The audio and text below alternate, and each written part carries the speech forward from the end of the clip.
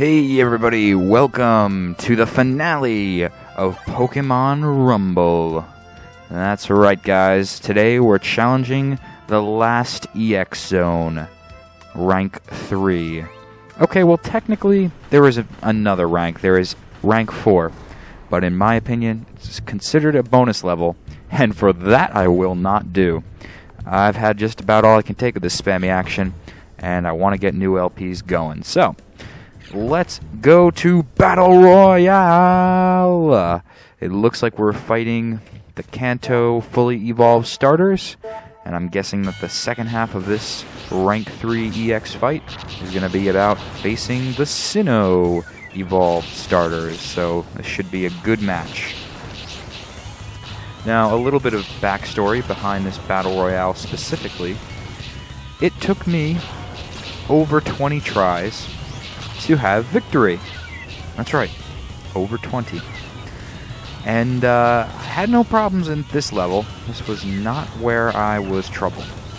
But rank 3-2 is merciless. The Pokemon never die.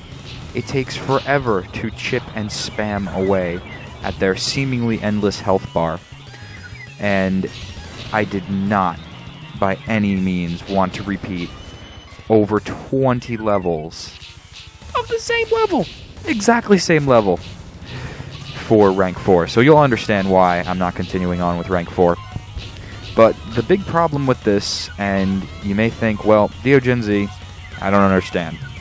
You complained this whole LP that this game was far too easy for you, and now you're bitching like a little bitch that it's hard, and it's difficult, and you can't get over the next rank. What's your problem? My problem is this. It's difficult for stupid reasons. It's not difficult because the Pokemon are any more skillful in launching attacks. It's still the same spammy action, it's just by greater numbers. And by greater numbers, it's greater number of health, hit points, it's just greater number of Pokemon surrounding you. Yeah, you're going to be hit with a lot more Pokemon's attacks because they're everywhere.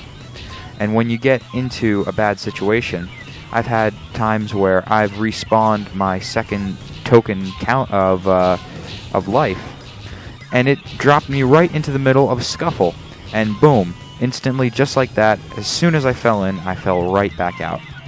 And there was nothing really I could do. There's no place I can go to enhance my toy's abilities. I can't grow with it in any way. It doesn't level up, doesn't evolve, and I have to keep spamming levels if I want more points. Newsflash, Nintendo, I want to get through this spammy hell, and going through more in order to defeat, what? More spam? It's not compelling to me. It's not a better strategy that they threw together. Yes, this was challenging, and it was fun for a little bit, but after about the 10th try, I was like, okay, this is ridiculous.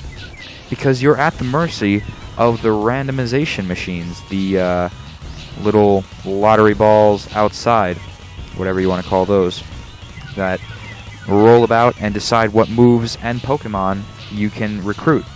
And I mean, yes, I could go back to the other ranks, which, by the way, I did. I did that, I think, in 3 occasions I did that. But then I realized, you know what, this is about as useful as going to the slot machine and picking out a Pokemon at complete random, because I have no control over capture rates. Nothing I do can make more Pokemon come to me quicker. And it was just complete randomness. It was, well, I hope I get the right Pokemon or the right moveset, because if I don't, well, looks like I got hours of spamming gameplay to go grind through just to get enough coins until randomness decides to be on my side. That's not how you make a video game hard. That's not how you make a video game fun and compelling to keep going through. That's poor programming and laziness in design. In fact, this Shaman that you're witnessing now has Psychic and Seed Flare, which was, hands down, its best moveset. Unfortunately, as we move on to Section 2 of the Rank 3 EXE zone, with that jump cut, our Shaman lost its precious Psychic and Seed Flare to lesser moves that made it pretty much unusable in Battle Royale. So, through trying to up my Pokemon's abilities with the lottery system, it ended up decreasing it. But enough about that. Finally, I did manage to beat Battle Royale 3-2, and here we go! Now, like I mentioned earlier, we are going to fight the toughest opponents, that being the Sinnoh fully evolved trio. Infernape, Empoleon, and Torterra, which I decide to start off with here. This Torterra has Mega Drain, and it also has Leaf Storm. Now, Leaf Storm doesn't seem to be such a stat-lowering move to the point where you reuse, and it doesn't work anymore. And now, I think it would have been smarter if they did something similar to that, or rather, let me rephrase that. It would have been a bit of a challenge to have to work around if your stats lowered too much to the point of unusability.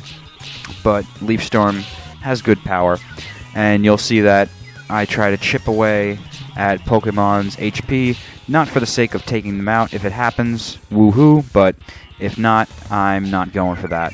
Really, I'm just trying to keep my Torterra alive as long as possible, all the while looking out for that clock ticking away up at the right-hand corner of the screen. That's something you really have to keep in mind for these upper-level Battle Royales, because you think this whole time, oh, easy game, no problem. Then you get to this level and it kicks your ass. And even if you're super cautious in gameplay, that's where they get you again, because you can't just continually outrun these Pokemon and avoid attacks, letting all the others defeat each other. You have to be proactive, and you have to get in there with whatever maneuver you can, at a safe distance, and rain all fury on them. So now I've switched out to my Heatran here, and it has the ability, or the move, Torrent and Magma Storm. And Magma Storm is really an excellent move for Battle Royale, especially these high-ranked ones. Torment he just happened to have, which really turned out to work out really well, because I needed to get these boss Pokemon off of my back, and since they're so hurried in following me to try and end me, it was good to slow them down with Tormenting to render them attackless. I love Magma Storm because it's multiple hitting, it's a powerful move, and it has good coverage. It's done at a pretty somewhat far, well, I'd say moderately far range. It's not a right up in front attack, and it's not a big spam maneuver. However, you can see with the 3 hits I have, it can look spammy, but that's just because more Pokemon end up running into the Magma Storm than I intend to trap within it. So for my final Pokemon of Battle Royale, I choose Dragonite, hit with Earthquake and Aqua Tail. I found that Earthquake is probably hands down the most successful move to use in Battle Royale. Any move that has that humongous blast radius attack, such as Earthquake, where the circumference of all the Pokemon in your area are being damaged and they're being disrupted in the moves they attack with, that's just more than you can hope for. It keeps you in a safe bubble ring while you smash all your opponents on the outside. It's really an MC Hammer situation where they can't touch this. And you saw right there, I utilized Dragonite's secondary move, Aqua Tail, to quickly get away from opponents.